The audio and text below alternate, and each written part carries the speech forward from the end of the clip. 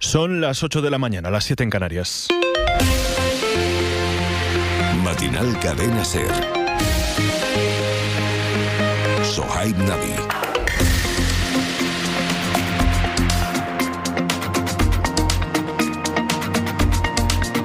Hola, buenos días. Penúltimo fin de semana de agosto, con septiembre casi a la vuelta de la esquina y con la inevitable vuelta a la rutina cada vez más cerca. Un síntoma de ese regreso a la rutina es el curso político, que se retoma el próximo martes con el primer Consejo de Ministros después de la vuelta de las vacaciones de verano. Primera reunión del Ejecutivo en este nuevo curso, que arranca también con la crisis migratoria en Ceuta como asunto crucial y todavía lejos de estar solucionada. Ante esta situación, el Ejecutivo empieza a mover ficha de cara a la opinión pública y plantea la creación de un mando único para coordinar la crisis junto al gobierno de Ceuta. Así que ahora vamos con todos los detalles, pero antes... Seguimos pendientes del incendio en la Sierra Calderona, en Valencia. Ha sido una noche intensa de trabajo para estabilizar el fuego, que de momento sigue sin estar controlado. Más de 1.000 personas han sido evacuadas por el avance de las llamas, que se acercan cada vez más al municipio de Gátova. En Castellón, última hora, Valencia. José Velasco, buenos días. ¿Qué tal? Buenos días. Reincorporados los primeros medios aéreos en la extinción del incendio de Segorbe, tras una noche de intenso trabajo de los equipos terrestres, entre ellos los 110 efectivos de la UME.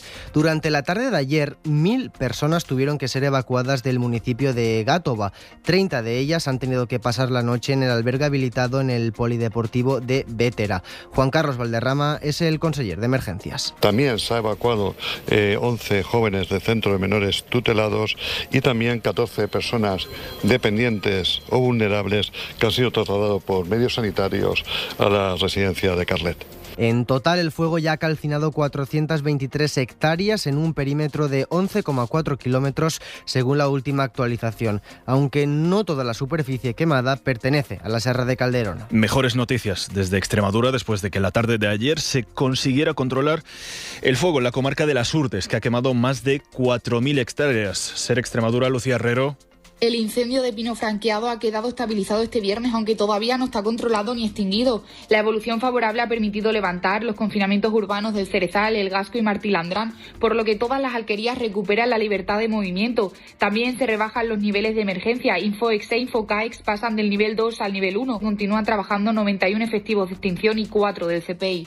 Además, se desactiva el mando unificado con Castilla y León y termina la intervención de la UME, que regresa a su base en Torrejón de Ardoz. Fernando Manzano es secretario general de Interior. Pero el incendio no está todavía controlado ni tampoco está todavía extinguido. Quedan días todavía, pero sí que está en estos momentos ya estabilizado. Por tanto, el confinamiento que tenían las alquerías de Cerezal, del Gasco y de Martilandrán se ha decaído. El origen del incendio se continúa investigando y a espera de confirmación oficial, la cifra se sitúa en 4.250 hectáreas afectadas. Y nos queda en esta portada el tiempo. Otro síntoma de que el verano entra en la cuenta atrás es que ya no nos acompañará, o nos acompañará cada vez menos, ese calor sofocante. Por cierto, que al este del país se esperan incluso lluvias para hoy. Saray González, buenos días. Buenos días. En la jornada de hoy se esperan cielos despejados en buena parte de la península, salvo en el litoral de la Comunidad Valenciana y en el Valle del Ebro, donde se esperan lluvias con posible granizo ya de cara a la tarde. También lluvias en las Islas Baleares. En cuanto a las temperaturas, notaremos un notable ascenso en el norte. Llegaremos a los 27 grados en Galicia, 25 grados de máxima en Asturias y en Cantabria. En Andalucía, 33 grados de máxima en Jaén, 33 grados también en Toledo y en Ciudad Real, 30 grados de máxima en Zamora y en Valladolid. Es sábado 22 de agosto. Empieza Matinal SER. Matinal Cadena SER.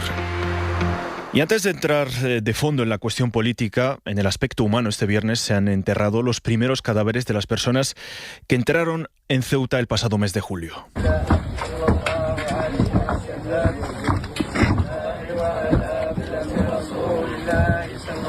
Este era el momento en el que los 18 cuerpos eran conducidos al cementerio musulmán de Ceuta, donde descansan ahora los restos que no han sido todavía identificados. En sus tumbas se les distingue solo por números. Recordemos que casi 90 personas murieron mientras intentaban cruzar la frontera que separaba Ceuta de Marruecos. Mientras la ciudad trata de recuperar la normalidad, más de 1.000 inmigrantes han sido trasladados a centros desde la playa del Trampolín, que está siendo estos días el lugar de refugio improvisado de cientos de migrantes. Todo ello después de que las autoridades procedieran al desalojo de esas personas. Nos vamos a Ceuta, Miguel Ángel Mendoza. Ha pasado de mañana con el control policial para permitir que los operarios municipales pudieran, con EPIs y mascarillas, proceder a limpiar los restos que habían dejado los migrantes durante 3 semanas. Una vez concluido su trabajo y tras marcharse la policía que dispersó a los migrantes, estos volvieron más tarde para ocupar un espacio público. Sin embargo, la jornada también deja otro escenario: los primeros enterramientos en el cementerio musulmán de Sidi Barek. Recuerden, 82 cuerpos encontrados a este lado. La intención es hacerlo en principio con 18, aunque dependerá del tiempo que se emplee en cada caso. Del resto de la ciudad seguimos observando como para acceder a una superficie comercial nos encontramos con militares en sus puertas o negocios de temporada que están pensando en cerrar ante la caída de las visitas porque las playas se encuentran prácticamente vacías. La desesperación de los migrantes que quieren partir de Ceuta a la península la aprovechan las mafias que están encareciendo los viajes en patera, llegando a cobrar hasta 9.000 euros por traslado. La policía ha detenido a varios responsables por tráfico de seres humanos. Javier Bañuelos, buenos días. ¿Qué tal? Buenos días. Sí, cobraban hasta 9.000 euros por cada viaje, travesías que realizaban en lanchas rápidas desde Ceuta hasta las costas de Cádiz, en concreto a la línea de la Concepción. La policía ha encontrado la barca que utilizaron encallada en un saliente rocoso en la zona costera de Benzú, en Ceuta.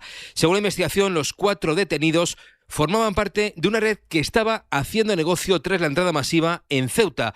No eran los únicos traficantes de personas, porque el pasado 14 de agosto, en plena madrugada, en la playa del Burgo, también en la línea, la policía abortó una de esas travesías. En una barca de apenas 5 metros de eslora, en muy malas condiciones, estas mafias metieron a 7 migrantes.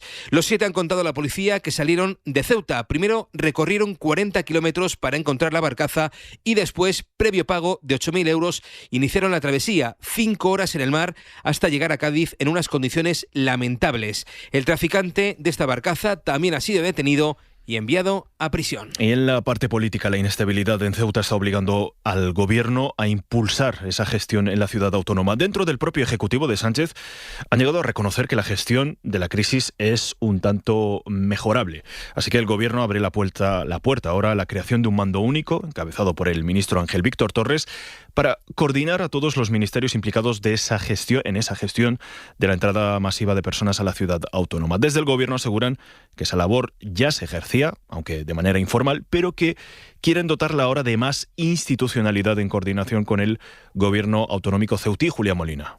Según fuentes del Gobierno, el ministro estaba ejerciendo de coordinador entre los ministerios de manera informal desde el pasado 10 de agosto, pero ahora desde Política Territorial aseguran que la idea es reforzar su perfil de interlocutor con el Gobierno de Ceuta. El Ejecutivo también baraja la posibilidad de crear un mando único que dirija esta crisis, si así se consensúa con el Gobierno de Ceuta, y Torres es uno de los perfiles con más papeletas para ocupar el puesto. En el Gobierno destacan su experiencia al frente de crisis migratorias cuando fue presidente de Canarias y su conocimiento de la situación. El presidente Vivas lleva desde el inicio de la crisis reclamando la aprobación de este mando único que coordine, que dirija y que supervise las actuaciones de los distintos ministerios implicados y de la Administración autonómica. Lo hizo también cuando se reunió con Torres ese 10 de agosto y ahora el Ejecutivo se abre a esa posibilidad si Ceuta lo requiere. Otro de los esfuerzos del Ejecutivo se están volcando en la diplomacia con Marruecos, que es el país con el que hay que coordinar no solo el refuerzo de la frontera, sino también la repatriación de las personas que entraron de forma irregular. Desde Rabat se muestran partidarios a facilitar la vuelta de sus compatriotas. Sin embargo, hay un asunto espinoso y que es motivo de disputa entre Madrid y el gobierno de ese país, y es la soberanía de Ceuta y Melilla, que para el Ejecutivo marroquí pide a España abordar esa cuestión.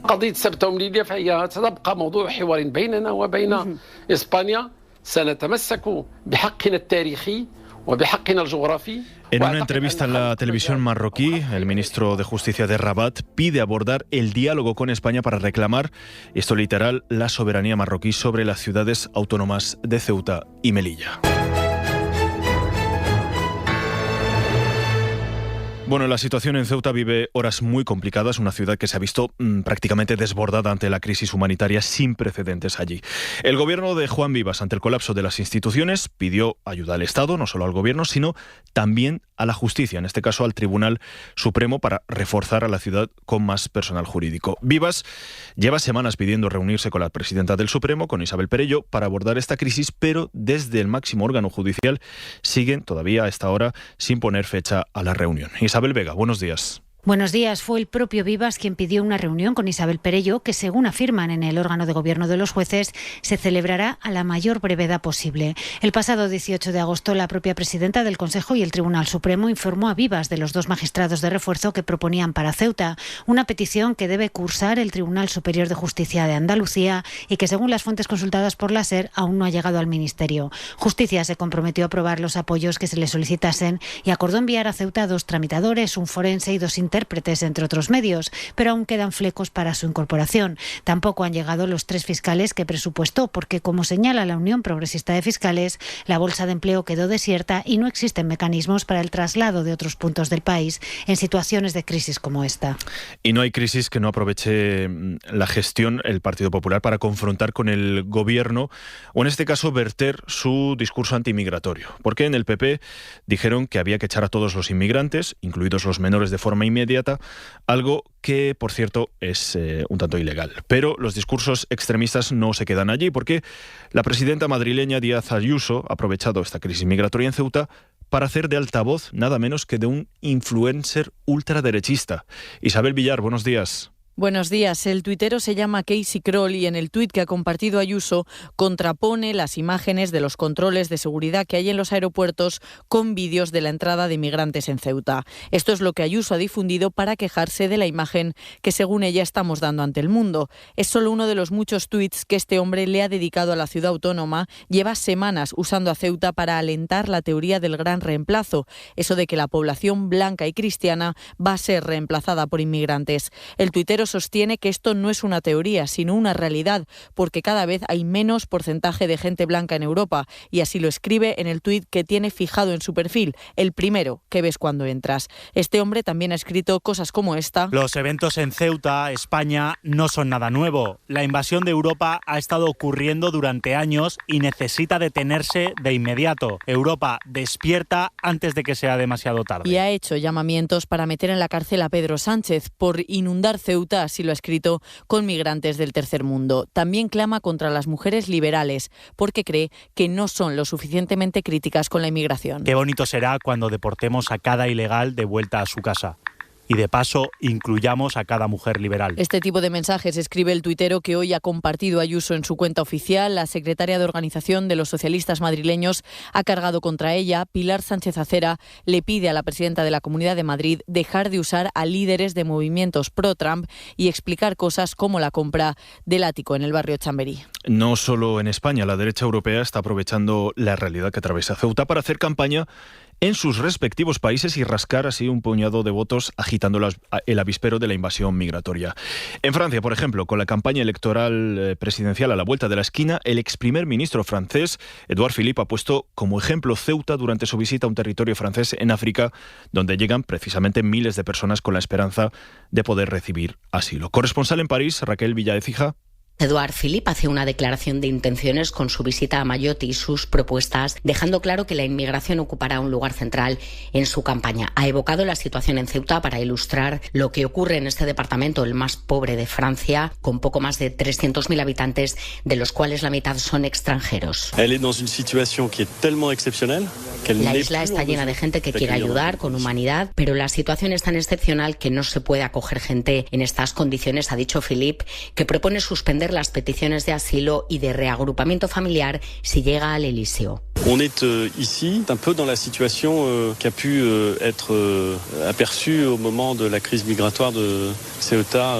Estamos en Mayotte, en la situación que hemos visto con la crisis migratoria de Ceuta, una isla muy pequeña con un flujo migratorio intenso. peligroso. Philippe, aliado del bloque macronista, adopta en cualquier caso un tono mucho menos agresivo que otros candidatos presidenciales, como la líder de extrema derecha Marine Le Pen o el exministro conservador Bruno Retailleau, que propone cerrar fronteras con España. Y todavía sobre crisis migratoria, varios países europeos anuncian que van a devolver a Italia a un número todavía por concretar de solicitantes de asilo que están en distintos países en Europa.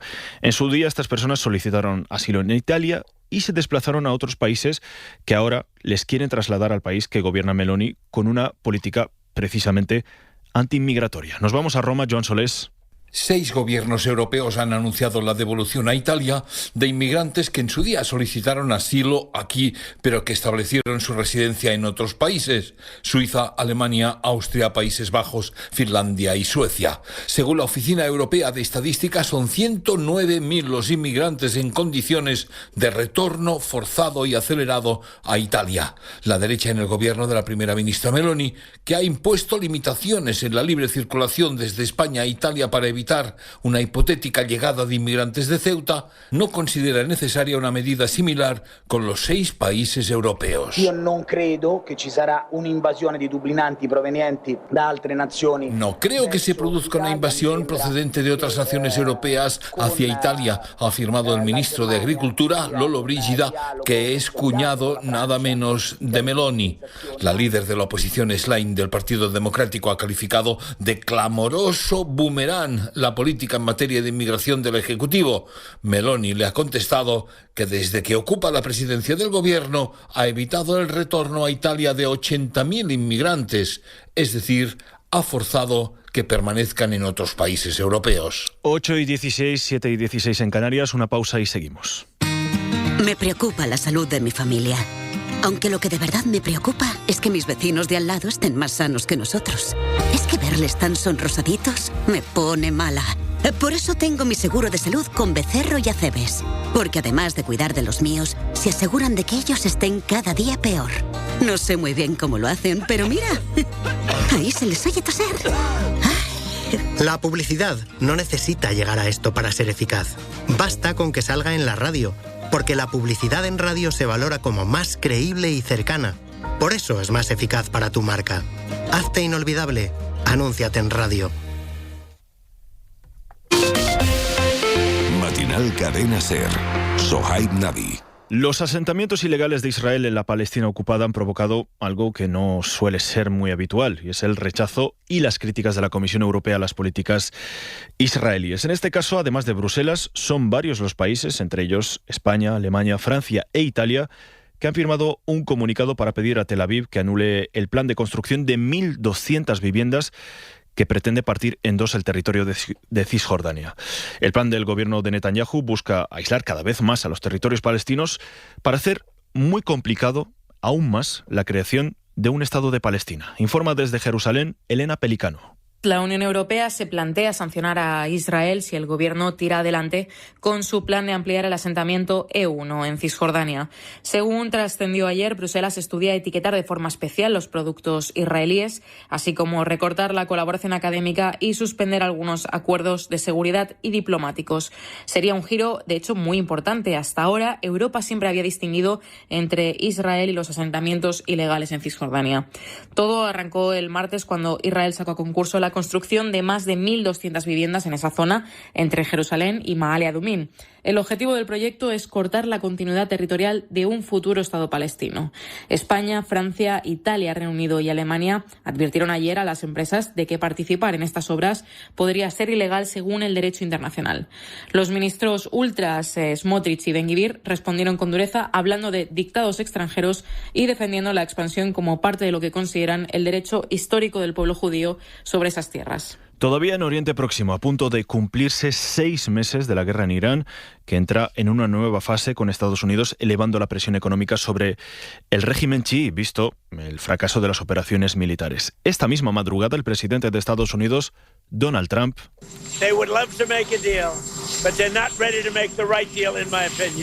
ha comentado que Washington tiene el control total de la zona y que Teherán está deseando llegar a un acuerdo, solo que no es el acuerdo adecuado. Y en Ucrania, el bombardeo ruso contra un centro comercial deja al menos 15 muertos, entre ellos niños, y más de 100 heridos. Segundo ataque letal a gran escala en apenas 2 días del ejército ruso en ese territorio. Pablo Seguí, buenos días. Buenos días, Sohaib. 2 drones rusos han impactado contra un concurrido centro comercial en Kryvyi Rih, en el centro de Ucrania, y han matado a 15 personas.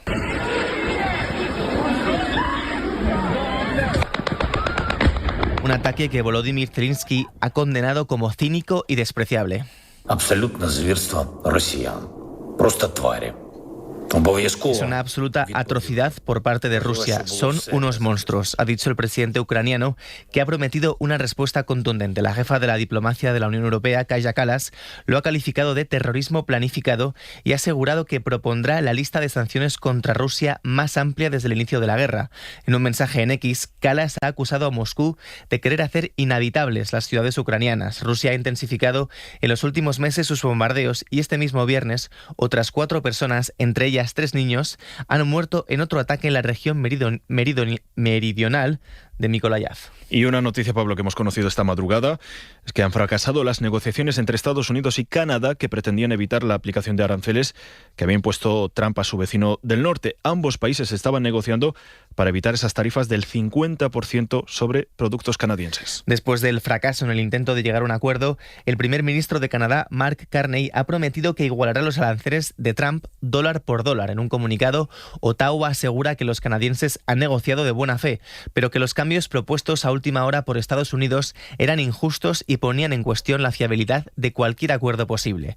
Por su parte, el representante comercial de Estados Unidos, Jamieson Greer, ha calificado el fracaso de las negociaciones de una oportunidad perdida para Canadá. Canada declined to finalize the trade deal under the terms agreed earlier this week.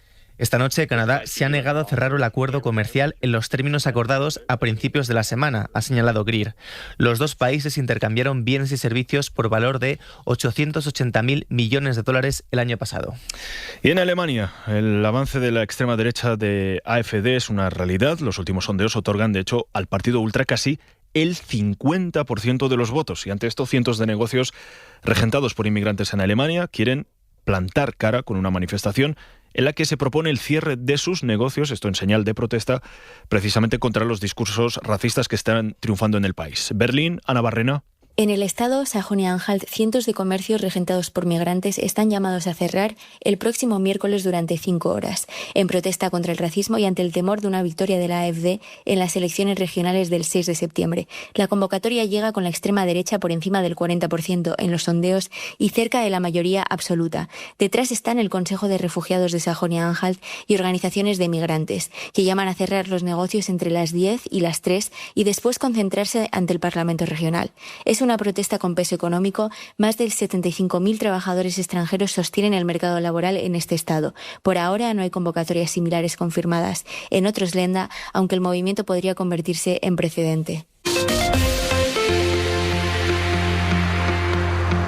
Irse de vacaciones cada año es más caro y muchos de ustedes habrán fijado que una noche de hotel supone un desembolso cada vez mayor con respecto a otros veranos. Y hay datos que corroboran estas estadísticas. En julio, por ejemplo, la tarifa media batió récords históricos. Hasta los 157 euros de media se situó la tarifa de hoteles. Estefanía Salvatierra.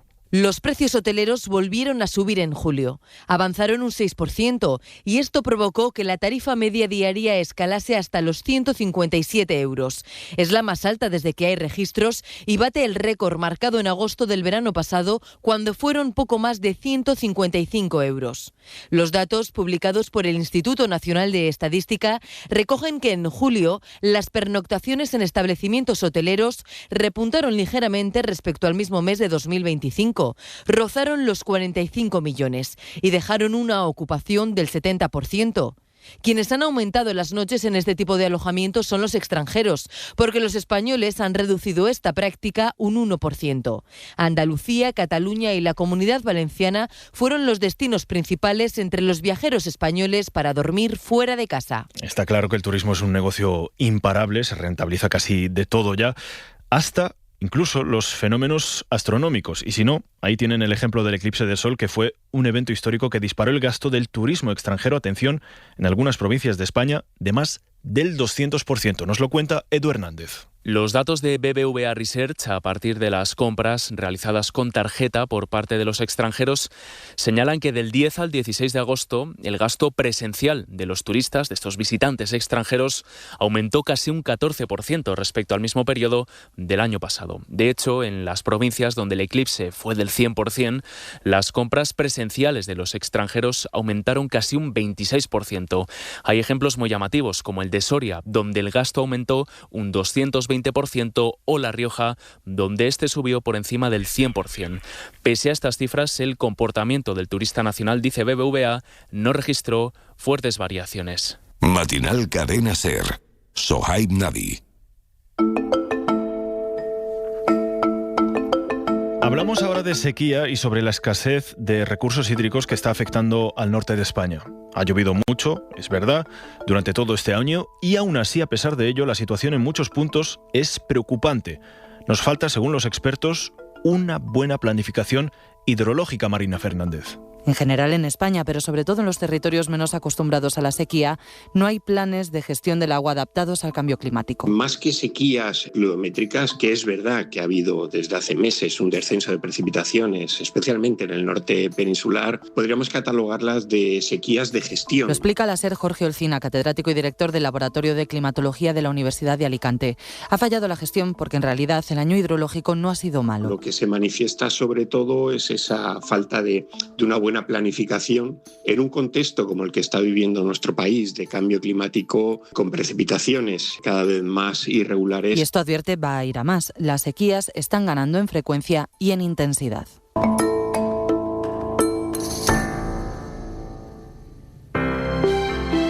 Buenos días. En el sorteo de Eurojackpot de ayer, la combinación ganadora ha sido 25, 35, 45, 46 y 50. Soles 4 y 8. Consulta si has resultado ganador a tu vendedor en juegos11.es o a través de la aplicación Mi Vendedor 11. Recuerda, con Eurojackpot de la 11, todos los martes y viernes hay botes millonarios. 11. Bien jugado. En Matinal, los deportes. La información deportiva hoy con Reme Alcaraz. Buenos días. Muy buenas. En la agenda de fútbol de hoy tenemos ya bastantes partidos. El primero a las 5 de la tarde, el Athletic Club contra el Sevilla. A las 7:30, Valencia Celta de Vigo. Y a las 9:30, el debut del Real Madrid en esta temporada, en Cornellá contra el Español.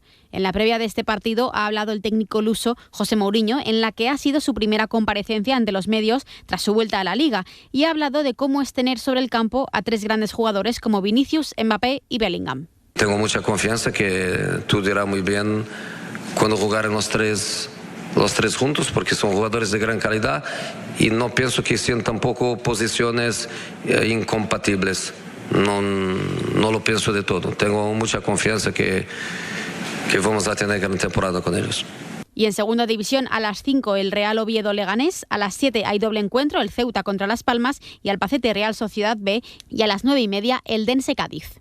Y hoy es un día importante en el ciclismo porque arranca la Vuelta a España. Borja Cuadrado, muy buenos días. Buenos días, hoy va a comenzar la Vuelta Ciclista a España 2026. Lo va a hacer en Mónaco con una contrarreloj individual de 9,4 kilómetros. Va a partir a las 4:17. Diego Uriarte, del equipo Queron Pharma, momento en el que comenzará oficialmente la Vuelta. Los últimos en tomar la salida a las 7:18. Nuestra mejor baza para la primera etapa seguramente Iván Romeo. 7:19 el súper favorito para la general Tadej Pogačar. A las 7:20 arrancará el 4 veces campeón, el también esloveno Primož Primož Roglič, en una vuelta que comienza hoy y que finalizará en Granada el 13 de septiembre. Y por último, en la Fórmula 1, hoy carrera al sprint y clasificación en el Gran Premio de Países Bajos. Todo esto a partir de las 4 de la tarde en Carrusel Deportivo. Gracias, Reme. Bueno, hablamos ahora de una de las sentencias más comentadas en las últimas horas, la que va a obligar al príncipe Harry del Reino Unido o al músico Elton John a pagar más de 10 millones de euros al diario sensacionalista Daily Mirror.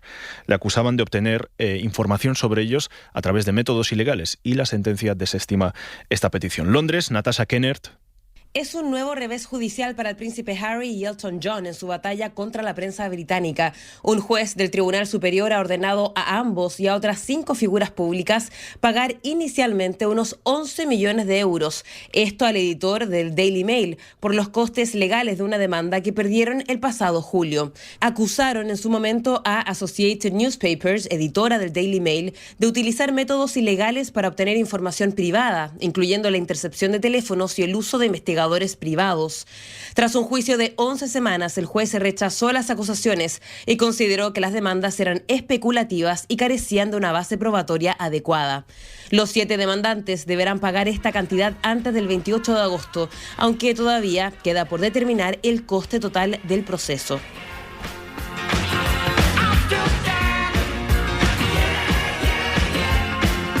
Bueno, pues con esta canción de Elton John y esa oda a la resiliencia nos vamos. Recuerden que la información vuelve en media hora en A Vivir con Lourdes Lancho. Pasen un feliz sábado.